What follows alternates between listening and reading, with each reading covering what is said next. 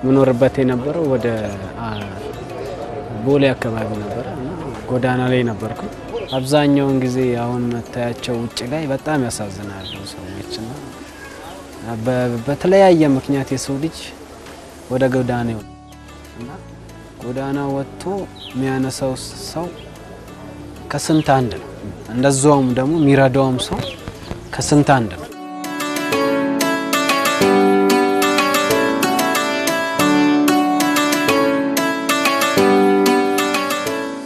ተቋማት ማህበራዊ ኃላፊነታቸውን ለመወጣት የሚያደርጓቸው ጥረቶች እንደ ሀገር የዜጎችን ሕይወት ለማሻሻል የጎላ ድርሻ ይኖራቸዋል። በተለይም የፋይናንስ ተቋማት ቀጥተኛ ደንበኞቻቸው ዜጎች ናቸውና በቅርበት ማህበረሰብን የማገልገልና የመደገፍ ስራዎችን ሲከውኑ ይታያሉ። ከነዚሁ አንጋፋ ተቋማት መካከል አቢሲኒያ ባንክ አንዱ ነው። አቢሲኒያ ባንክ አሚን ለበጎነት በሚል መሪ ሐሳብ የሚንቀሳቀስበትና ወገኖችን የሚደግፍበት መርሃ ግብሩ በአርአያነት ይጠቀሳል። አቢሲኒያ አሚን በዘንድሮ የረመዳን ወር አሚን ለበጎነት በሚል መሪ ሐሳብ ያከናወናቸው በሚገኙ መልከ ብዙ የድጋፍ ስራዎቹ በርካታ ወገኖቻችንን ማገዝና ተጠቃሚ ማድረግ ችሏል። ባንካችን ለደንበኞቹ ከሚሰጠው ቀልጣፋና ዘመናዊ የባንክ አገልግሎት ባሻገር የወገኖቻችንን የኑሮ ሸክም ለመጋራት ባደረገው ከፍተኛ እንቅስቃሴ በሀገራችን የተለያዩ ከተሞች በመገኘትና ከተለያዩ የበጎ አድራጎት ተቋማት ጋር በመቀናጀት የረመዳን አስቤዛ የማጋራትና ገንዘብ ድጋፍ የማድረግ ስራዎች ሲያከናውኑ ቆይቷል። እሴቶን ያከበረ በሚል መሪ ቃል ይታወቃል አቢሲኒያ አሚን።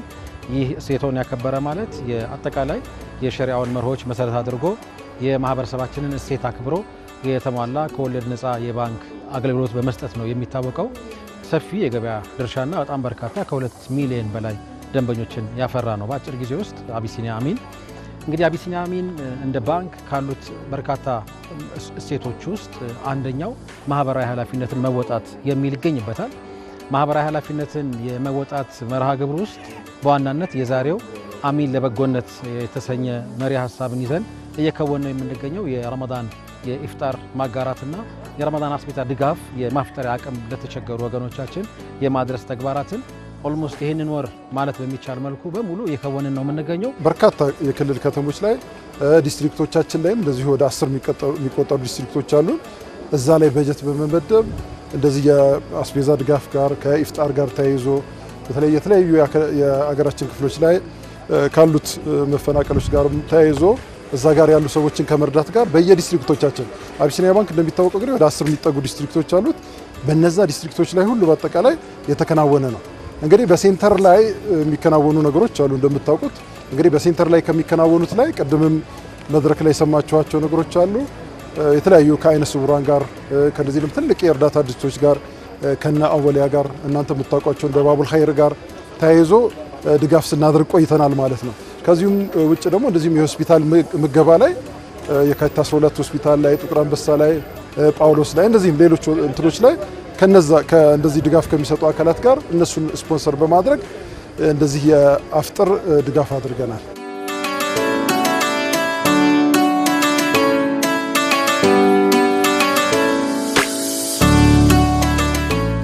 የረመዳን ወቅት ለችግር የተጋለጡ ወገኖች የሚታሰቡበትና የመረዳዳት ሃይማኖታዊ ግዴታውም የሚጠናከርበት ወቅት ነው። አቢሲኒያ ባንክም አሚን ለበጎነት ሲል በሰየመው ፕሮግራም በወንድም ካሊድ ፋውንዴሽን በመገኘት ልዩ ልዩ ድጋፎችን አድርጓል። 1 ሚሊዮን ብር የገንዘብ ድጋፍና የአስቤዛ ድጋፍ በልዩ የኢፍጣር ምሽት ለወገኖች አድርሷል። ወንድም ካሊድ ፋውንዴሽን በርካታ ለችግር የተጋለጡ ዜጎችን በማስጠለል የሚደግፍ በመሆኑ እንደዚህ አይነት እገዛዎች በበጎ ተግባር ለሚሳተፉ ተቋማት ትልቅ ትርጉም እንደሚኖረው ይታመናል።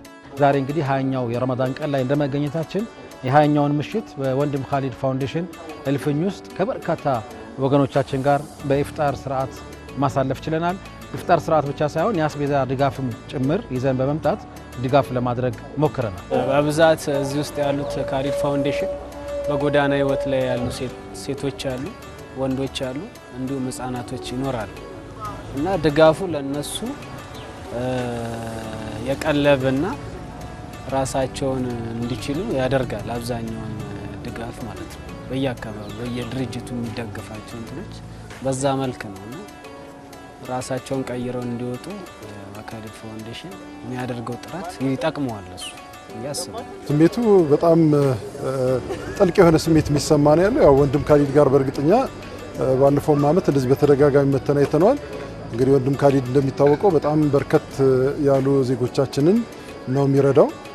አብዛኛው ላይ በተለይ ከሴቶች ጋር ከወጣቶች ጋር ተያይዞ የሚሰራቸው ስራዎች በጣም በርካታ ናቸው። አሁንም ቢሆን ከዚህ ጋር እኛም ባንካችንም አቢሲኒያ አሚን በሚባለው በወለድ ነፃ ክፍሉ በኩል ላይ የአስቤዛ ድጋፍና የኢፍጣር ፕሮግራም አድርገናል። የሆነ ሆኖ በጣም ደመቅ ያለ ነው። እዚህ ጋር እኛ ትልቅ እንደ ስታር ሆቴሎች ላይ ያለ አይነት ግልጋሎት የመሰለ ነው ካሊድ ጋር የሚቀርበውና በደንብ የታሰበበት ነው። በጣም አስደሳች ነው የሚለውን ለመግለጽ ነው።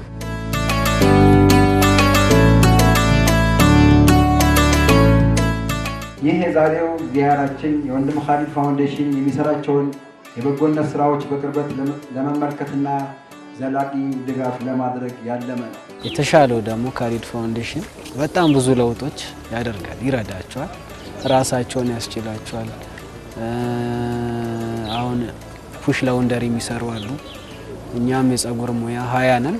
20ችንም የጸጉር ባለሙያ ሆነ ዞማ ቢዩቲ አካዳሚ ነው የምንማረው። ትልቅ እንትን ነው እና በቃ በብዛት ለውጥ አድርገው ይወጣሉ፣ ራሳቸውን ችለው ይወጣሉ ማለት ነው። እና ያ የሚመጣ ሁሉ ነገር እርዳታ ከተቋማቶችን በሚገኘው እርዳታ ነው እኛ ላይ ፈንድ የሚያደርገው ማለት ነው። አቢሲኒያ አሚን በመላ ሀገራችን በተለያዩ ዘርፎችም እገዛ ያደርጋል። ዜጎችን ከፋይናንስ ተደራሽነት በዘለለ ማህበራዊ ድጋፍ በማድረግም አምኖበት እየሰራበት ይገኛል።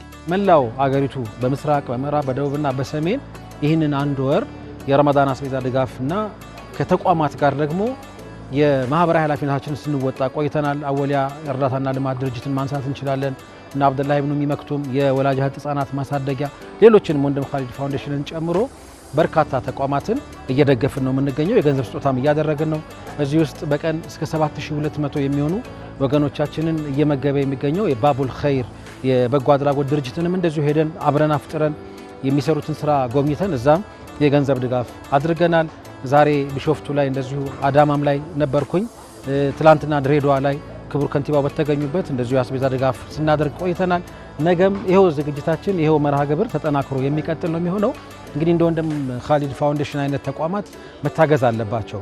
የፋይናንስ ተቋማት እንዲህ አይነት ስራዎችን በመስራት ከህዝቡ ጋር ያላቸውን መቀራረብ፣ ለወገን ያላቸውን ደግሞ ቀናነት ማሳየት ይጠበቅባቸዋል።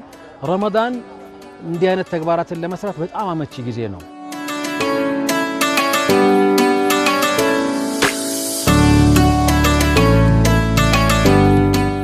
የአሚን በጎነት በረመዳን ብቻ ይታጠር አይደለም። ባንካችን ማህበራዊ ኃላፊነቱን ሲወጣ ዘላቂ ለውጥ በሚያመጡ ስራዎች ላይም ጭምር በመሳተፍ ነው። በተለይም በንጹህ መጠጥ ውሃ ቁፋሮ፣ በስራ ፈጠራ፣ በትምህርት ውጤታማነትና በመምህራን ድጋፍ ዙሪያ የተለያዩ አበርክቶችን ሲያከናውን ቆይቷል። ይህ ተግባራችን ነገ የተሻለች ሀገርና ትውልድ ለማየት ካለን ራዕይ የመነጨ ሲሆን ድጋፍና እገዛው በተጠናከረ መሰረት ላይ የቆመ እንዲሆን ደግሞ ባንካችን የደንበኞችን ፍላጎት ማዕከል ያደረገ ዘመናዊ አሰራር ተከትሏል። በተለይም በዘርፉ ብቸኛ የሆነውን የአይማን የቴክኖሎጂ ስርዓት በመተግበር የትርፍ ክፍልና የፋይናንስ ሂደቶችን ግልጽ፣ ቀላልና ደንበኞችን የሚያከብሩ እንዲሆኑ አድርገናል። ይህ የቴክኖሎጂ ዝመናና የደንበኞቻችን እምነት ባንካችን ዛሬ ላይ ከ2.1 ሚሊዮን በላይ ደንበኞችን የሚተማመኑበት እንዲሁም የተቀማጭ መጠኑ ከ42.4 ቢሊዮን ብር በላይ የደረሰ ግዙፍ ተቋም እንዲሆን አስችሎታል። ትምህርት ላይ የምንሰራው ስራ ነው። በየአመቱ በመላው ትምህርት ቤቶች ላይ ውጤታቸውን ቼክ እናስደርጋለን በየዲስትሪክቱ። ከዛ በኋላ ሆል ሴክሽን የተሻለ ውጤት ያመጡ ተማሪዎችን የገንዘብ ድጋፍ ማበረታቻ እንሰጣለን። ተማሪዎቹን ብቻ አይደለም የምንሸልመው፣ መምህራኑንም ማትጊያ ሽልማት እንሰጣለን።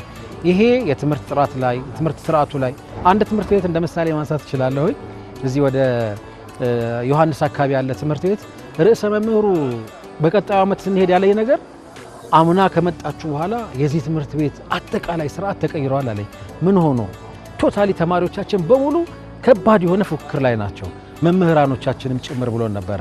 ይሄ ማትጊያ ሽልማት እነዚህ ልጆች ዞሮ ዞሮ ምንም እንኳ ያው ለሽልማቱ እየተጉ ቢሆንም እውቀትን እየገበዩ የትምህርት ስርዓቱ የሚፈጥርባቸውን ቀናነት ይሄ ፖዚቲቭ ኢነርጂ እና ውጤታማ እንዲሆኑ ለማድረግ የባንካችን እገዛና ሚና በጣም ትልቅ ድርሻ እንደነበረው መመስከር እንችላለን። በኢፍጣር መርሃ ግብሩ የነበረው እገዛ ከአቢሲኒያ ባንክ ለተገኙትና የወንድም ካሊድ ፋውንዴሽን ለጎበኙ አመራሮች ትልቅ ስሜት ፈጥሯል። እንደዚህ አይነት ድጋፎች ይበል የሚያሰኙ ስለመሆናቸውም ጭምር አስተያየት ሰጥተውበታል። እኛ እንዳደጉት ሀገሮች ብንሆን ምናልባት በትምህርት ቤት ምገባም ይኖራል። ኢቭን አሁን እየተሰጠው እንዳለው ኮሚኒቲውም ቢያንስ በምግብ ይረዳ ነበር። ግን ወንድም ካሊድ ግን ከተለያዩ አካላት ጋር በመሆን እንግዲህ አይታችሁታል፣ ትልቅ ፕሮፋይል ያለው ነው እና ከተለያዩ አካላት ጋር በመቀናጀት ይህንን አይነት ድጋፍ በተለያየ ቦታዎች ሲያከናውን ቆይቷል። እንግዲህ ለግለሰብ ለራሱ ቢሆን ኖሮ ይሄ ሰው እንደፈለገ ሆኖ መኖር የሚችል ነው፣ አቅም ኖሮት መኖር የሚችል ሰው ነው እና ከነዚህ ከምናያቸው ወገኖቻችን ጋር ሁሉ በአጠቃላይ ሆኖ ይሄን አይነት ነገር ማድረግ ራሱ በጣም ልብ የሚነካ ነው።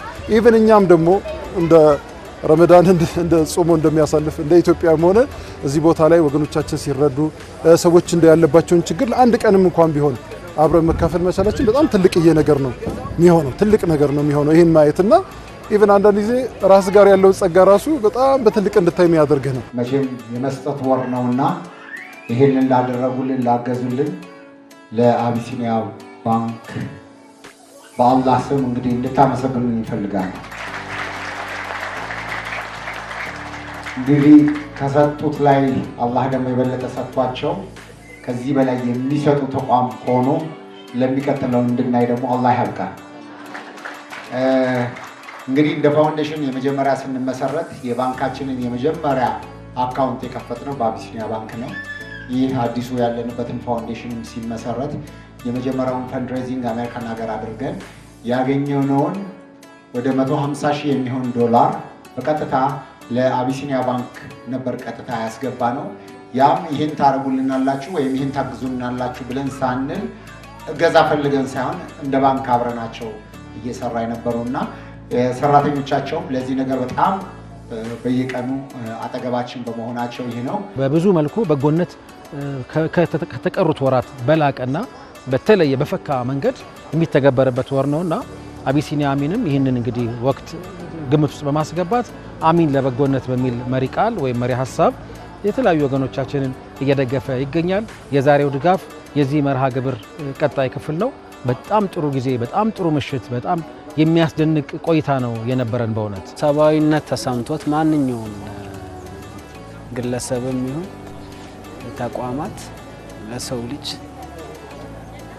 ከጎዳና ህይወት ተነስቶ ራሱን ሲለውጥ ለሀገርም ነው ለህሊናም ለሚረዳውም ሰው ጠቃሚ ነው። አቢሲኒያ አሚን በርካታ ደንበኞች ያሉት ሲሆን ማህበራዊ ኃላፊነቱንም በስሙ ልክ እየሰራበት እንደሚገኝ በተለያዩ ጊዜያት ካደረጋቸው ድጋፎች መመልከት ያስችላል።